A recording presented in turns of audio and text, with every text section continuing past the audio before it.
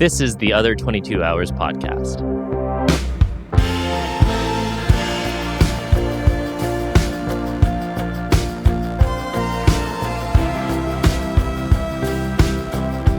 Hey, and welcome to this week's episode of the Other 22 Hours podcast. I'm your host, Aaron Schaefer-Hayes. And I'm your host, Michaela Ann, and we are on episode 96.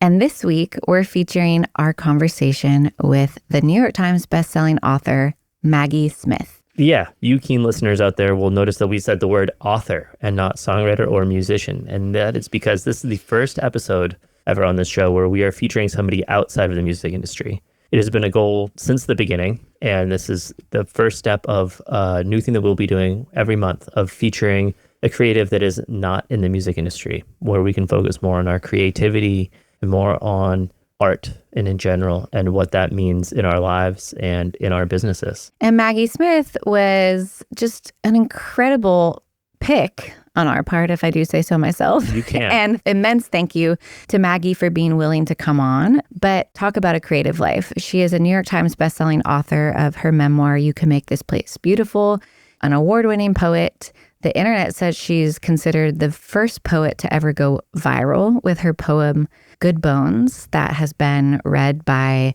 Meryl Streep. It was read on the TV show Madam President.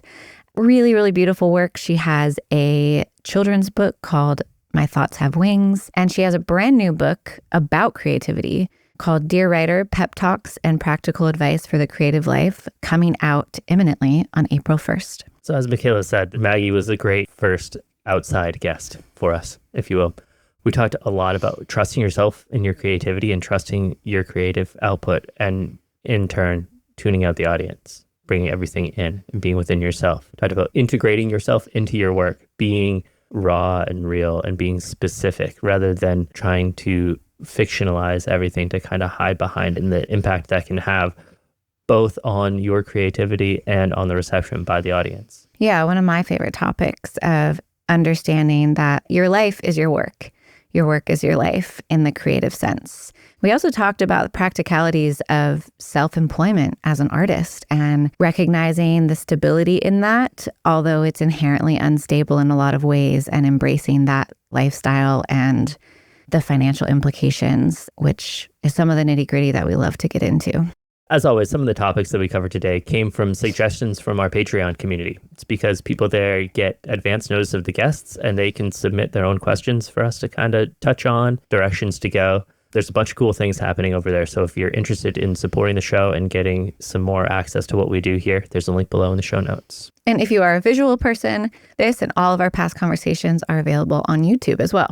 So without further ado, here's our conversation with Maggie Smith. Back when I used to look at Twitter or X or whatever you call it, there was an account on there called like Rate My Room or something like that. I got a pretty decent Nice. review on Room Rater. Yeah, they like the bookshelf. Oh, so success then.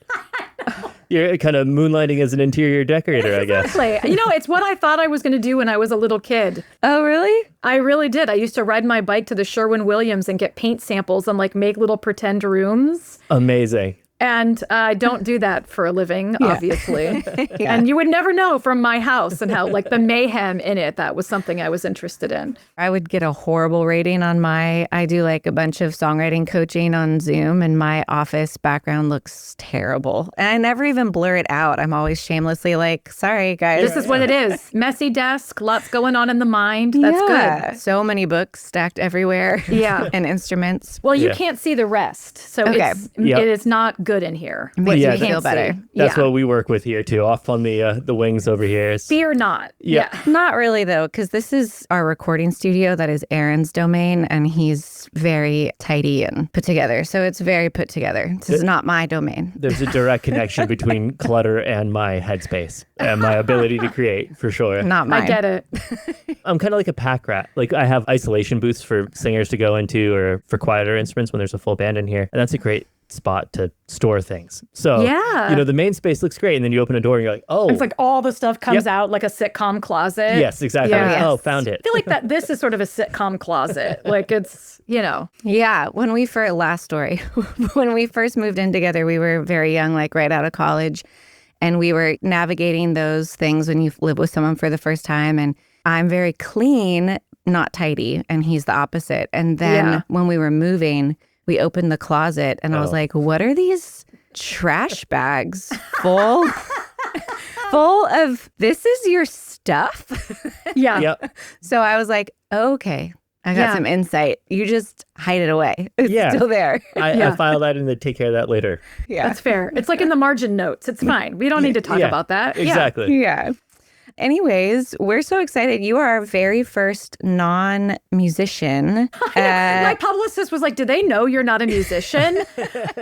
And I was like, yeah, I'm reading album as book, and I'm reading tour as book tour, and I'm reading stage as stage because it's sort of the same. Yeah. I'm like, yeah, it's not like crazy different. Yeah, exactly. That's the seed of our inspiration for having you on and having to branch out beyond the music industry, is that when it gets down to it, like, creativity is creativity. And what we talk about is how do we all stay inspired and creative when all of a sudden our livelihood is based on that creativity, and there's that pressure there, and we're not like able to just have open range to just, do whatever. I mean, asterisks, open range. But to me, there's such a similarity between all art forms. When you land on that, we kind of all have to chase the same thing and deal with the same things, I think. Yeah, exactly. I know you and I have followed each other on Instagram, so we're familiar with each other's stories. But that time in my life of being a brand new mom, and my mom was, in a really bad situation, recovering from a stroke. And then it was the same time that I became aware of your work.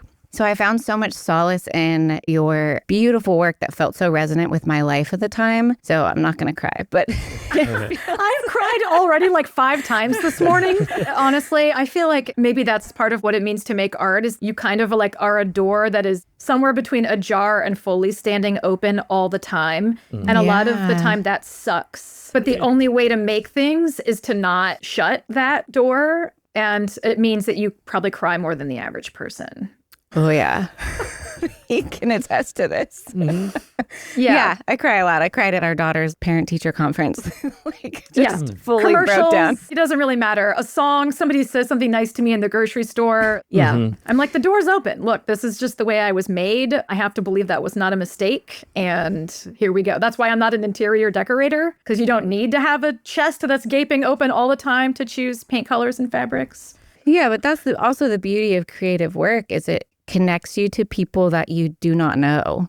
And you think, wow, they're communicating these things that I'm feeling, and I'm alone in this room consuming their work. And I feel so comforted and less alone, probably even more so sometimes than if I was like having a conversation with a friend I've known for many years. 100%. Yeah, the art that moves me the most, sticking with your door analogy, which is so apt, is no matter what the medium, the artist is on the other side of that door, motioning like, come this way. Come on and in. And it gives me permission to be like, oh, okay, I'll explore this. This is a little scary, but like, oh, wow. Yeah. We have so many questions that we want to jump in with. But one of the things just in this topic, with songwriting students and the songwriting coaching I do, I often have students ask, for some reason, it's such a common question of like, well, nobody wants to hear about my personal life. Or nobody wants to hear about my like wound from losing someone at this age, or is this too personal? And I'm always like, why do we think this? You pull so much from your personal life as a mother, your relationships, and that's what draws me to your work. So I was wondering if you could talk a little bit about, have you ever had that question in your mind, and what that has been like for you as you've navigated a 20+ year career making public art? Yeah, I realize 2025 is the 20-year anniversary of my first book being published, which makes me feel ancient. I was 28 when that book was published, so I'm not ancient. But I will say, when I first started writing, my first 3 books were poetry. And when I first started writing, I was writing about myself and my personal life, but it was often very veiled. And poems are good for that, probably in some of the ways that songs can be good for that. Because if you tuck something inside a metaphor, or if you tuck something inside a myth or some sort of analogy, it's like you aren't standing naked in a room with people knowing you're talking about yourself, even if you're using I, right? Even if you're claiming it in that persona. And then when I started writing prose, I realized I lost that cover. It just felt really different to write about my life in sentences that reached the right-hand margin of a page. instead of having the container of a poem that made me feel a little bit like I had some sort of artistic distance. And when I had my daughter, I remember thinking, okay, I don't know how to write anymore. As a poet, I took a year and didn't write anything. The first year of her life, I wrote nothing because I didn't know how to translate my life, which was like babies and tiny socks that I couldn't find a match to and burp cloths and like non-naps and just a lot of tough stuff, really. And also stuff that didn't feel very quote unquote poetic to me. And I did think, like, who wants to read my mommy poems about what it's like to kind of gut it out with a very cranky newborn and have no idea what you're doing. And it always felt to me like life and my work were kind of arm wrestling, or one was trying to take the other over and the other one was trying to shove the other out of the way. And what really changed for me is I think I just sat down one day and realized, no, it's all the same stuff. The work is the life. This like attempt I'm trying to do to sort of compartmentalize it and keep my art free of all this like messy life stuff is actually harming the work, and it's also hurting the life. And so if I can just take down the dividing wall between these two things, it's terrifying. And I actually don't know what it's going to look like or sound like. It might not sound like me anymore, the way that I've conceived of my work. But honestly, I think I've enjoyed writing more on the other side of making that, I don't know, tentative decision, because I didn't feel like it was really a choice. If I'm going to keep doing this, I have to do it as myself and like be a little bit more integrated as a human being. And everything I've written since then, I think has been better. And some of that is, yeah, you get better as you get a little older and you don't fall into the same kind of patterns or cliches and you're less scared. And there's all kinds of reasons why the poems that you write in your 40s are probably superior to the poems you write in your 20s. I hope that gives someone listening some hope. Like, it actually gets better. Lots of things get better and you get more confident in what you're doing. But part of it, too, is just getting more comfortable with yourself as a human being. Absolutely. We've heard that a lot from the songwriter side. It's a removing more of like the mesh filter between like your creativity and your output. And so there's just more flow. Yeah, you're not like constantly second guessing yourself like, oh, no one's going to want to know about that. That's so specific to me. How could that resonate with another human being? There's so often this impulse or belief that if you want to write something, quote unquote, universal, right? Whether it's a song or a poem or a script or whatever it is, a novel, that you have to sort of address things in a really general way, because then it's like a larger net to catch more people, right? Like if you write just about love, capital L love, everybody has an experience of love. So if you just write really generically about love or grief or wonder, whatever, you'll catch more people. It's absolutely a lie. Yeah. Things that I've written that could have only happened to me, like it's a snippet of conversation from one of my children when they were 3 years old, or something really, really specific to my life. Those things are the things that have hooks. That's the Velcro for other people. And even if they haven't had that exact same situation, it somehow calls up something in them that is equally specific and resonant. And that little hook then stays in them and attaches them to you in a way that the big sort of generic would never achieve. I tell students that all the time whenever I listen to generalized lyrics or read lyrics or poetry about an experience and there aren't identifying details. I'm like, nothing's playing in my head. Soon as you start making specifics, even if I've never experienced that, Lucinda Williams is my endless example of this. Oh, yes. She writes so specifically about her life and her experiences. I did not grow up in the South. I did not spend time in Louisiana. Like so many things that I have never experienced. But the specificity of her work plays a movie in my mind that then I automatically translate emotionally to my own feelings and experiences. It is perplexing because I'm like, we all love movies and TV shows. Those are portraying very specific images and experiences. But there's this weird thing that we've decided if we think it's made up, then that's okay. I mean, I could go on about this topic just forever because I also think there's a gender component. Oh, I was just going to say, and it's gendered. It is. Yeah. There's a documentary about Joan Didion. She talks about this as well. And she talks about writing about a time when she and her husband were facing, like, they were contemplating getting a divorce. And I think it was her nephew who made the documentary. And he asked her, like, Griffin. I can't remember Joan Didion's husband's name, but what did he think of you doing that and writing about it? And I remember so specifically Joan, my friend, saying, like, we're on a first name basis. Yeah. Like, he was a writer too, and he understood that the life is the work. And I remember sending it because we've been together 17 years. We've gone through all sorts of ups and downs and navigating our own identities as artists. Do you remember me sending that to you? Mm-hmm. And just being like, are we on the same page here? There it is. Here's the evidence. Yeah. So we're good? We're good now? Yeah. It was at a time you also sent me a bunch of stuff on Jane Goodall because her partner would go out and photograph her and travel with her and help her with her work. And I was like, I get it. Oh, okay. I see what you're doing here. Yeah. I don't know if this resonates in your world, but the great thing for me about being married to a songwriter is I always know where I stand and how things are going. Cool. Yeah. Got it. Yeah, cool. Yeah. Yeah, for me, it's my kids. I joke all the time. I'm like, well, if you're going to live rent free and expect the name brand cereal, you need to be paying attention, giving me a metaphor every once in a while, like throwing me a good line of dialogue, just like giving me something to kind of like bounce off of. And they do. I joke that's our bargain. I love you always post both of your kids that say it's a beauty emergency.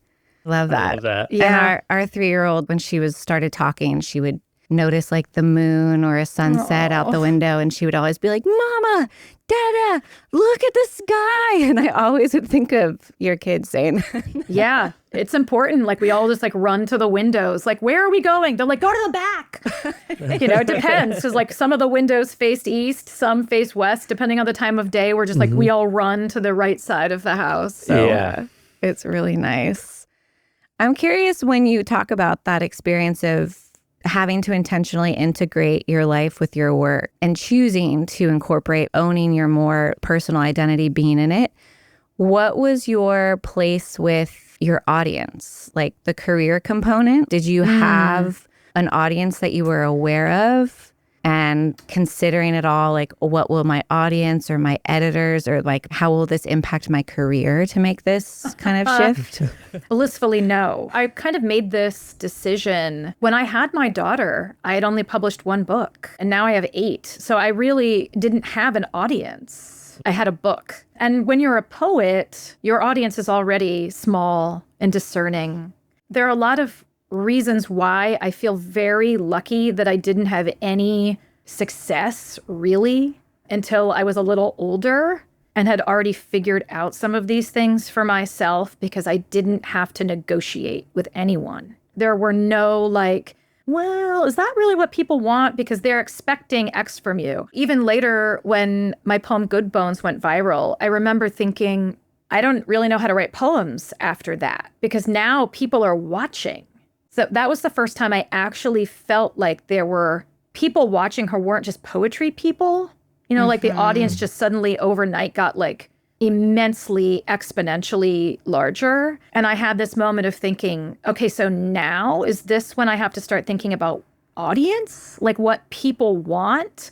I've joked about this in the past, and this will make sense to you. Like, it felt like a real blessing that was a poem and not a song. And that I was a poet with 2 small kids living in Columbus, Ohio, with no agent, no manager, no team, no publicist, no one in my ear about anything at all. And so I was able to just mostly shrug it off and then just keep doing whatever I wanted to do, because there was no person calling me saying, okay, now we have to strategize how to keep this going. Like, the next single has to sound like this, or the next thing we need to get out fast because it has to be on the heels of this thing. That's not how poetry works. Oh, that's giving me anxiety just hearing you say that. I mean, it gave me anxiety because I remember thinking, like, all these people now think that if this is the only poem of mine they've read, this is somehow emblematic of what I do. And so how do I keep making things when really this isn't the favorite poem I've ever written, and I don't think I'm going to do this again? Like, there's not going to be Good Bones 2, right? Like, Better Bones. Like, this is a one-off. Everything I do is a complete one-off.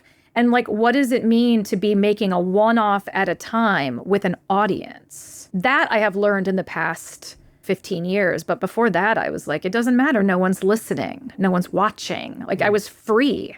Yeah, I related to having like this other figure in your writing room or in your creativity space that is over your shoulder all the time looking over. And it's like, I do a lot of writing and producing for music for TV, which is this weird thing, talk about being yourself and using specifics. It's this weird frame of making art where it has to be broad enough that it can fit a lot of different scenes. But as soon as there's a visual component to it, it's, oh, this song was written specifically for this spot. But when things get picked up and placed in TV shows, it's like, oh, well, I have to do this. It just shuts the whole machine down very quickly. That's the risk, right? I honestly try, and this is something I tell my students too. I don't know if it's great advice in any other medium, but I just say don't think about audience. Yeah. Yeah. There are a couple quick ways to kill something you're trying to make. One of those ways is to think you know more about it than it does, to let your ego get in the way and think that you understand exactly what you're building as you're building it. And the other way is to think about who might receive it when it's done and what their wishes or gripes or pet peeves or expectations might be for it. So the best thing I can do is make things for myself and then kick them out of the nest and then just immediately start making something else rather than spending time paying too much attention to how that first thing was received, because that can be kind of paralyzing. Absolutely. Yeah, I've thought about this and continue to think about it a lot because it's the challenge. I justify everything. And I'm like, how do you not think about it when you also are needing positive responses to make money, to survive financially, to continue your creative work if you believe that you like have that kind of like scarcity mindset of like, well, I have to be making money at this to be able to continue to create, because if I have to get another job, all of that stuff. In the music world, there's so many like little ways to try to evaluate what our audience is perceiving of us. In my experience, you have the radio. So you like get to know specific radio DJs and stations and journalists, and there's all these tentacles out there. And you make something and you notice, oh, all these people like it and they're doing this and they're supporting me in this. And then the next time you do it, you're like, well, I thought he really liked me. Why he doesn't like my song now? And then the metrics of, well, now I can check my back end on my Spotify number. Like there's so much that can bombard you. I'm wondering in the writing world what that is like. What are your metrics, if you have any, and how do you steer clear of them? Yeah, I don't know that there really are metrics. I'm like, what would the back end be? I don't think, like, there's no streaming. There's no, you make something and you get rid of it. Like, you send it out into the world. And it's not on the radio, but I can see, basically, my agent can tell me how it's doing.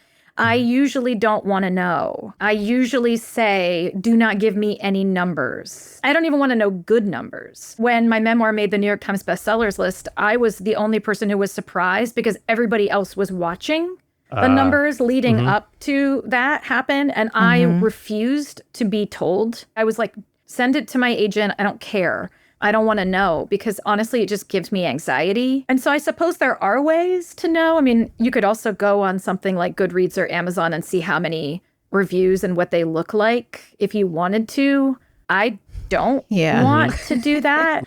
So no, honestly, I think for me, I'm self-employed. I make a living as a writer. It's a constant source of stress and a constant source of joy.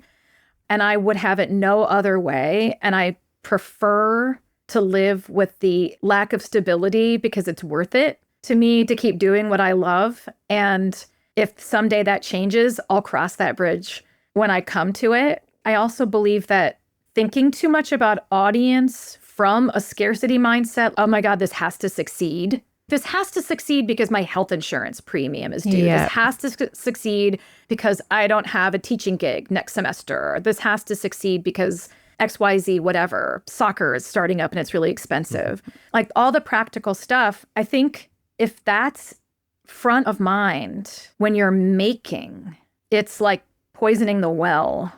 And that probably sounds very woo-woo, but I try to have as pure a relationship with the making as I can so that when I'm done making it, I can just start making again. And yes, work means I have to go on the road and do events and worry how many people are going to show up. And yes, I do have to think about numbers at some point, because if I want to sell another book, the last one can't have tanked. Right. So in order to have longevity in this business, it's weird to even call it a business, because I'd be doing it for free. Don't tell anyone. I would do this for free. Right. I did do it for free for many years before I started making money at it. I think to have longevity in this business, you have to be able to keep doing it over and over again at a pretty high level. And counterintuitively, the only way to do that is to not worry about doing it over and over again at a really high level.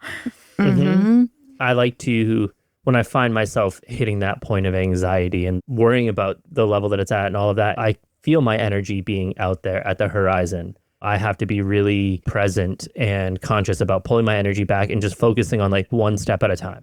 Yeah. Like, I'm right here in this now. I need to put a guitar on this song. I need to make the choice of like what this chorus is going to feel like and what this needs just right here in the immediacy. Everything that we do in life has microscopic steps and has very macro steps. And so I just try to get down to the smallest step possible and know that I intuitively know what those steps are. And I love that. And I can hear that and to just follow that, because those are manageable. I can do those. As soon as I start thinking in months or years or seasons even, I get lost very quickly. Overwhelmed. I love the way you just described that, though. It feels like calling yourself home. If you do start thinking too much about that big picture, scary, it's the sort of professionalization of the stuff and not the art. And so if you can stay grounded in the art making and sort of call yourself back to that, I also just believe the thing you'll make will run harder and farther and faster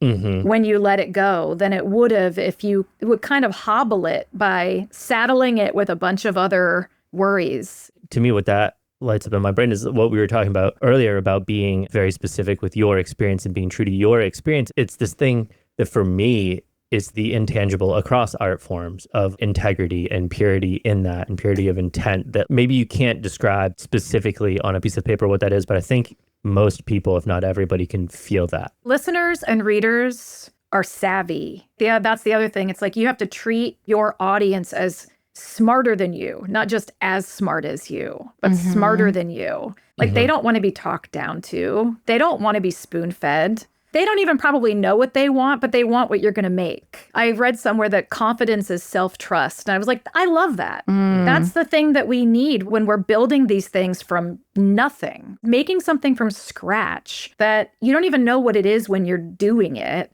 And then you're supposed to just send it out into the world and somebody else is going to understand this thing that you've made, and the amount of self-trust that is required to keep doing that over and over and over again, and sometimes falling flat on your face doing it. Like, not everything is a hit, but that doesn't mean that you stop. It just means like, well, that didn't resonate with people in the same way. So onward. One thing I remind myself and talk to others about all the time is we also don't know everybody that we're impacting, everyone that our work is connecting with, even if it looks like that was an epic failure and nobody bought my book or my record or streamed it or whatever. Likely there are people out there that you don't know about who were incredibly moved by reading your poem or your book or your essay. I've spent a long time feeling very anxious about feeling like, will I get to keep doing this? Making music. And I don't know why. Every record I've made, I've been like, is this the last one? Why do we think that? I'm raising my hands like hard same. Yeah. But it's like, wait. Is this the last time that I might have professional support or attention or something? Okay, maybe. But is this the last time that I will put a pen to paper and feel moved to create something and then feel motivated to take it to the next step? That's up to me. I don't know why there's this mindset of the world is going to not let me do this thing that I love. Yeah, we're not at the mercy of other people as much as we think we are. I think that's the sort of like career part of it. For the career, we are at the mercy of other people. Yes. And that is a really vulnerable thing. You know, I think sometimes I talked to my therapist about this. I was like, sometimes I feel really jealous of people who have 9-to-5 jobs with health insurance and a place to go. And like, they know they have a paycheck like that comes every 2 weeks or 4 weeks. I mean, I haven't had that in so long. I stopped working in an office when my daughter was 2 years old and she's 16 now. So it's been a long time since I've had like a regular gig. And I said, sometimes I'm also jealous of people who have spouses who have jobs and who like, if they falter, right? Yeah. Like, what's that about? How do all these people have all of this security when I'm just basically making things and hoping against hope that they succeed enough that I can keep doing it and supporting my family by making things, which the audacity that I'm doing this. And she said something that I have thought about almost every day since. And she said, well, you know better than everybody, frankly, that none of that is guaranteed. The job you have, you could lose. The company could go under. You could be furloughed. You could be laid off. You could become disabled. Your spouse can lose their job. Your spouse can become disabled. Like all of that is at the mercy of other people. And she said, your life is scary because it's at the mercy of you. But do you trust yourself? And I was like, oh, I don't have to trust a boss. I don't have to trust a company. I don't have to trust a spouse. It's a little scary that the trust all has to be on me. But do you trust yourself to keep it going and to make the right decisions for yourself about what you make and how often you make it and what it looks like and how you send it out into the world? And I just thought, yeah.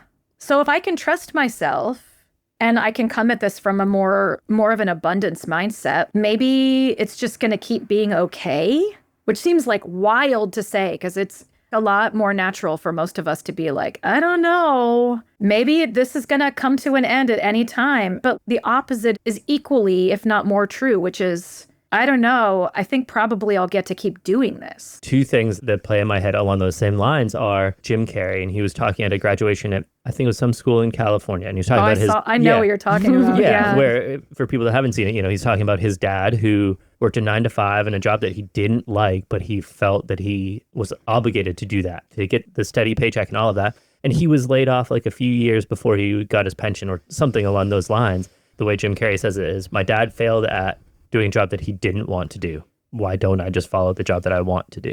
And the second thing on a personal level for me was like realizing the paradox of this fear of what's next when you're self-employed and all that. But then also there is stability in the agility of being self-employed. Yes. I think it was 2022 or so. So it was post-pandemic, but I remember the tech world was laying off a ton of people. Here's all these jobs that stereotypically have paid really well. Yeah. All these people were getting laid off and they couldn't find jobs anywhere. And I'm like, oh, I've lost gigs. I've lost this and that. And then I just do something else. I have the ability to create something else. I have the ability to just like turn the car and go this way. And yeah. We're also very adept at making a really beautiful life out of very little. Oh, yeah. Yeah. Oh my gosh, we're so resourceful. Yep. Yeah. I mean, that is real. Like, I think about that. Sometimes I'm like, I wonder if my kids will want 9-to-5s because they've seen what it means to have to kind of like make and hustle. Or if they have now become so spoiled at seeing me just like wave from the front door in my bathrobe as they leave for school every day and just be like, so long, suckers. Enjoy being in a scheduled environment with a bunch of people you don't like for the next 8 hours because I'll be here with a dog just like dreaming and looking out the window. But it's my job. And like, maybe I've ruined them actually for having a regular job because I love it. Like as scary as it is not having much of a net, I'm the net. You are your own net. And if you trust yourself to be able to be nimble and pivot and think, okay, well, this isn't really working out, so I can pick up a class here. Or I can do this thing online here. I can take on mentees or whatever the thing is. You can look at it as, oh shit, I need to figure something out because I don't have guaranteed money coming in. But then you could also look at it as, okay, this is an opportunity. There's so many creative ways that I can try and generate some new opportunities. And that can also be really fun if you're not stressed about it. And tying back what you were saying about your therapist and tying back to like our earlier conversation of sharing your personal life through your work, I've read your Substack where you shared that. And I remember being like, oh my God, she has a great therapist and she sounds like my therapist. And I had a significant moment like last year where I told my therapist, I was at, the beginning of the year, I was like, if someone could just tell me that it was all going to work out and be okay, I would apply to grad school to go back to school. I would get out of my record deal and own my own masters and start self-releasing to have my own music back. And I would have a second kid. I was like, I just want someone to tell me, yeah, you can do it. And she was like, but Michaela, if some psychic came along and told you, yep, those are the right decisions, it'll all work out. She was like, what would that take from you? And I was like, oh, my own self-trust. And she was like, exactly. And here we are, I'm 8 months pregnant and I got into grad school, but deferred for a year and I got out of my record deal. So I love this, right? Because really what you needed was your own permission and your own blessing to do it. Because no one can really come along and anoint you. What's to say that it's going to be okay? I've thought about that a lot in the experience of like my mom having a stroke. My dad used to tell me all the time, like, it's going to be okay. It's going to be okay. And I was like, what does okay mean? Does that mean that mom will never walk again? And that's going to be okay? Like anything, I guess, is going to be okay because we will learn how to live with it. So in any decision we make, is it going to be okay? Well, that's up to us. Are we going to be able to adapt and find the joy in even the things that we didn't want? Which I think creative work really helps us do, to make meaning out of all these different experiences. Yeah, and live with ambiguity. Somebody asked me once, how did you get so comfortable with ambiguity? And I'm like, don't be fooled. I'm not comfortable with it at all, but I live with it on a daily basis. We're kind of like, strange friends. You have to get used to it, and it will be okay. It might not be like what it was before. Having something be okay in the future doesn't mean it's going to be a carbon copy, like a copy paste of what you have right now, or even like an improvement in the way that you dream about it being. But if you know that whatever happens, you'll survive it and probably even thrive through it because you've done that in the past, then it's like, oh, I can handle this. We can't be too risk averse because that will kill what we do. Yeah. For me, in my experience, it also kills my inspiration in a lot of ways. As uncomfortable as times of adversity are, in retrospect, I pretty much across the board find them very inspiring, whether it's for my art or for the way that I'm living. They definitely suck in the moment. Yes. You're like, I can't do this. But looking back, I'm like, oh, wow, that was a big growth period. I really learned this. I learned that. If I'm getting all green lights, I don't necessarily learn anything. It's very nice. And I enjoy that. Yeah. Please tell me yes all the time. Although I learn nothing from a yes. That's the thing, like critique even is more productive than praise. And having to go through a period of challenge sucks. But I think it teaches you things that you couldn't have learned smooth sailing. Yeah. Right? It just makes you like a little bit more nimble and adaptable and flexible. And so that the next time when something happens that you're kind of like, oh no, you've like worked those muscles and you kind of know better how to spring into action and do what you need to do. Absolutely. Yeah. That's something I've learned to tell myself, especially if it's a situation that I haven't experienced before. I've learned to tell myself, like, it will never be like this again. Even if for some reason this exact situation does happen again, it won't feel like this because I will have done it. Yeah, you'll be different. Right. Yeah. Even if the same terrible situation could happen every 6 months for the rest of our lives, it won't. Right. And I was like, please don't. Although I have to say, like, post-election, it does feel like the worst Groundhog Day ever. Yeah. Even so, like, we're different, right? We're smarter and more determined and more resourceful and better able to collaborate through some of this stuff. So it's like that old definition of insanity, like doing the same thing over and over and expecting different results, doesn't apply to art because you're not the same. Even if you tried to do something the same over and over again, you couldn't. You can't really repeat yourself. I'm a huge Tara Brach fan. Are you? I love her so much. For people who don't know who she is, I think she's been mentioned many times on this podcast, but she's a Western Buddhist mindfulness teacher, psychologist.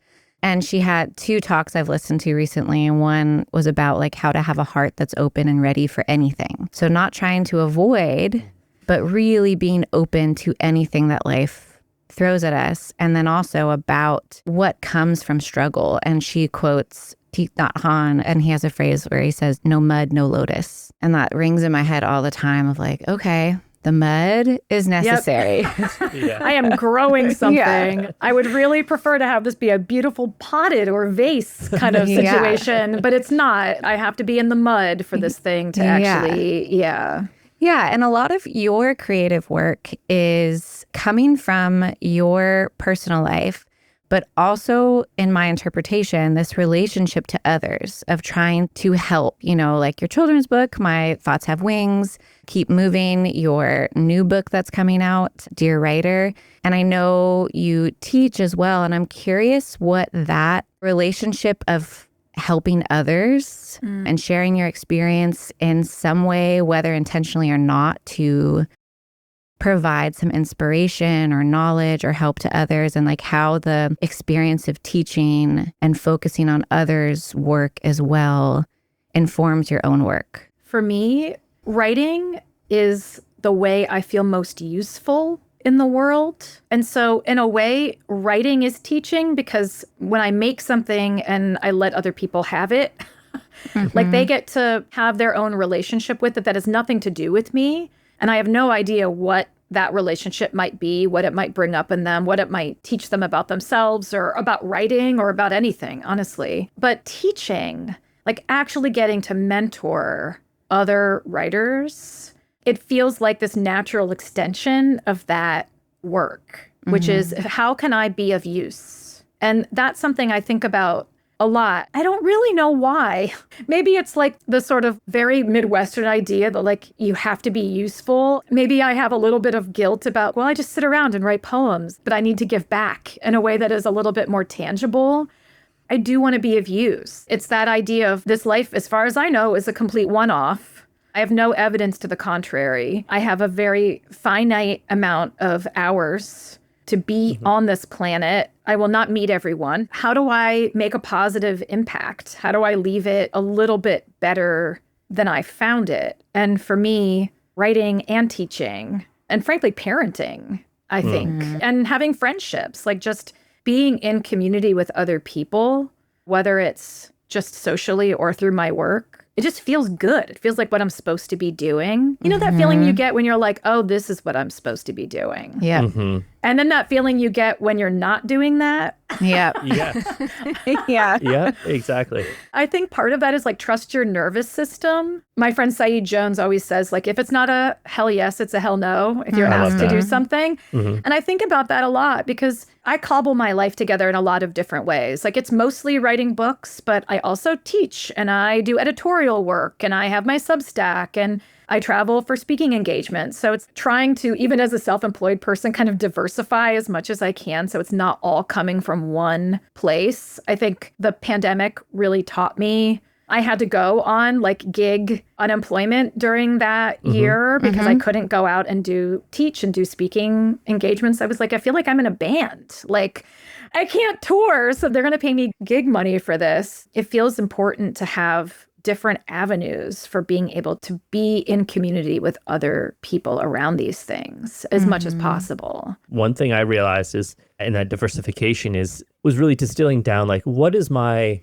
mission statement as a creative, as a human on this planet, and then understanding that there's more than one road to get to that mission statement. So there are, ways of teaching, of stepping into producing more, of support that I can lend and having community here in Nashville. Just like you were saying, it's like it's all pointing to the same place. It keeps me inspired. It keeps me feeling fresh because I notice if I show up here in my studio every day and I'm kind of working on the same thing or shooting for the same thing, it's like eating Cheerios every day. Eventually you want to have oatmeal for breakfast. Yep. I think it's helpful for younger people to hear this kind of conversation because I think there's this stigma around like, if you're aspiring to do something, that the attachment of financial gain from the one thing that you want to do, that somehow it's a sign of failure if you have to diversify. And I think it's really helpful to hear like taking care of yourself financially is really important to then create the healthy mindset to be able to create. But also there's so many other factors in this world and the economy that make it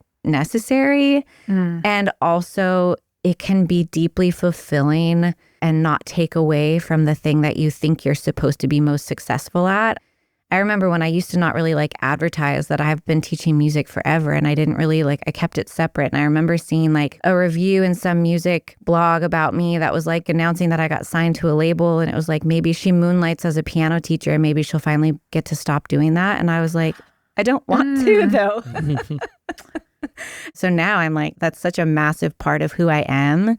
I will never stop teaching. It's so important to me, and it helps ground me because I don't want to spend my days only thinking about myself. It's such a essential part of my relationship with my own ability to create.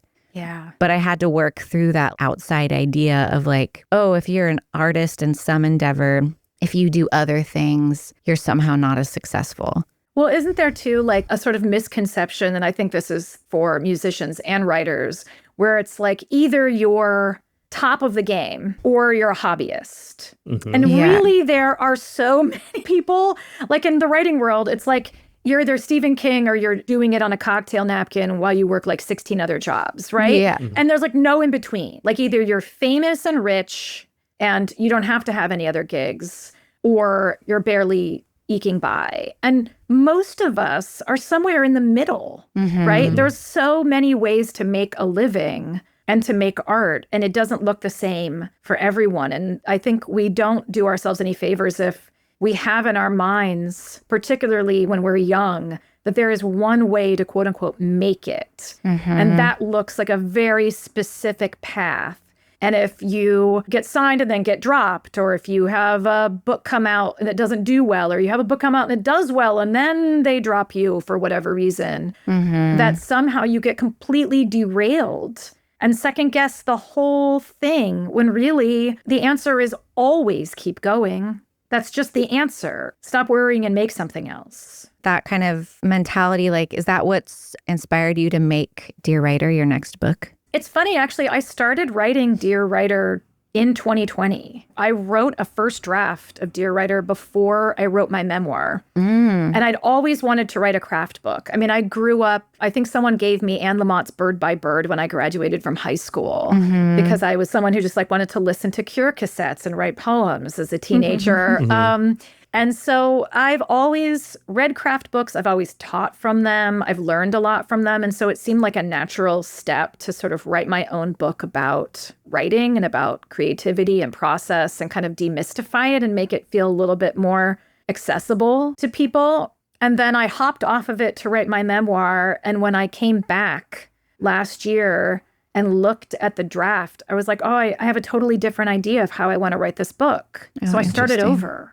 I rewrote the entire book. Wow. I completely reconceived it and started from scratch. I like to tell that story because I think it's also like sometimes we make something and it's not that it's bad. It's just that time does something to us that makes us see it in a different way, and we want to change it. And we can. We're not actually stuck. Like we have the ability to then look back and be like, oh, I have a different vision for this now. And so then I spent the past year or so completely revamping this book to the point where I'm super happy with it. I feel that working on a record, that inertia of not being able to change it, be like, this is what it is. I can only imagine that pull is very strong when you're talking about something like a novel or a book, and that breadth of work. It's also even more literal. You can go back and read your writing and be like, oh, I don't believe that anymore.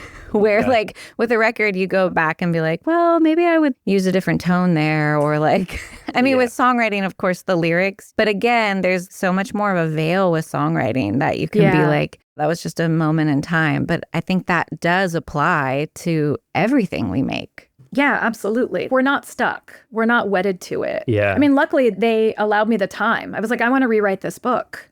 Is that cool? Because I have a completely different idea for how I want this to go. And I think it's actually going to work. And they were like, okay, if you say so, go for it.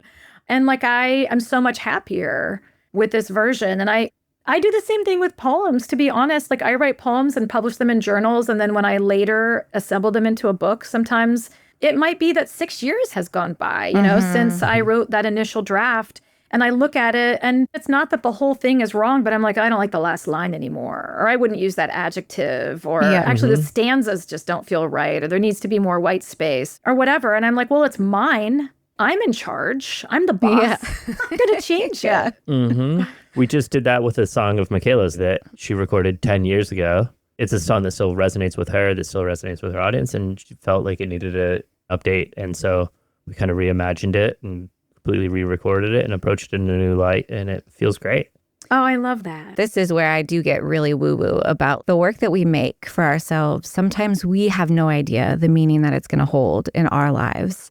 And then 10 years, 20 years down the line, when we revisit it, when I sing songs that I've written and like I sing them over and over and over again, I'm like, oh my God, this has like way different meaning now. Especially a song like what he's referencing, Is This What Mama Meant, that I wrote when I was like 25 and didn't really know anything compared to everything that has happened in my life in the last 5-8 years. I was taking like some sage advice my mom gave me of weathering hard times. And I was like, yeah, I fight with my boyfriend sometimes. The idea, the hard times, the scope and scale of the hard times has changed a little. Yes, massively. Yeah. So that's the hard times that were present when you wrote that song, I don't even think would register on the radar. Oh my God, now, It's Tuesday. You're like, oh, that's nothing. Yeah, that's Tuesday. Get over it. Yeah.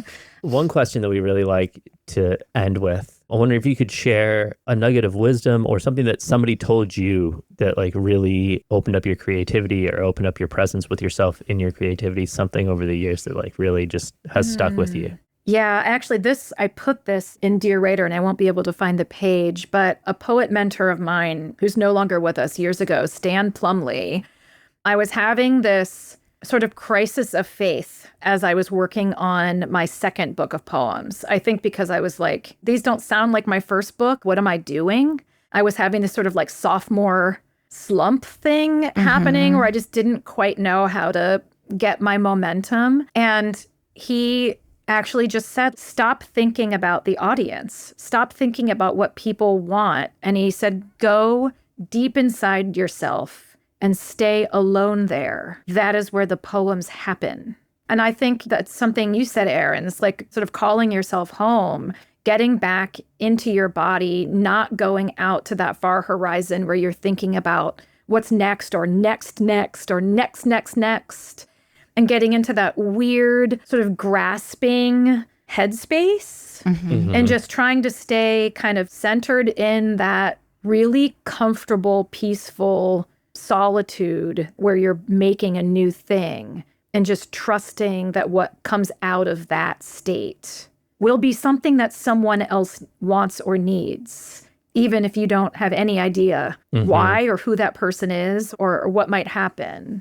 I think that's the best writing advice I've ever gotten. Go deep inside yourself and stay alone there. Stay alone there. I love that. It's beautiful. Yeah, the imagery that comes with that is another reason why words are so magical. Yeah, the way we arrange them. They're not bad.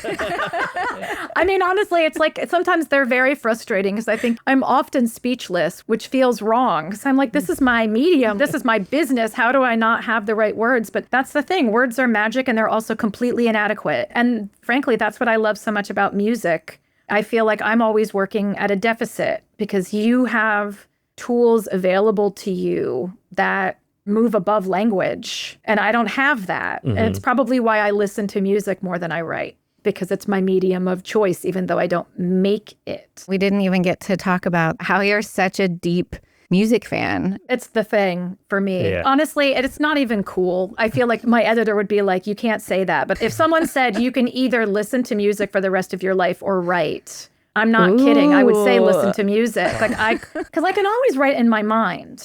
I don't have access to music without listening to someone else's because it's not something I can do myself. So yeah, it's incredibly important. The elements, I always tell students that too, who have like a challenge of like overwriting in a song. I'm like, remember, this isn't your only avenue to communicate. You have melody and harmony and rhythm. All of that stuff comes into play. You don't have to write a movie script in a 3-minute song. Cut the words because we have other things to evoke the feelings and the images that we want to play in someone's head. You lucky ducks. Well, we're lucky in many ways because you took the time to sit with us and have this conversation and share all your insights and your experiences with us. So thank you. Yeah, for making this the was time. such a wonderful conversation. So my pleasure. And I'll see you guys in a few months. Okay. Sounds great. Okay. Thank All right, you. take care. Bye. Bye. Thank you to all of you who've subscribed to our Patreon or on Spotify, Apple Podcasts, YouTube, or wherever you get our show. If you haven't subscribed yet, take a second to do that right now, and we'll see you back here next week.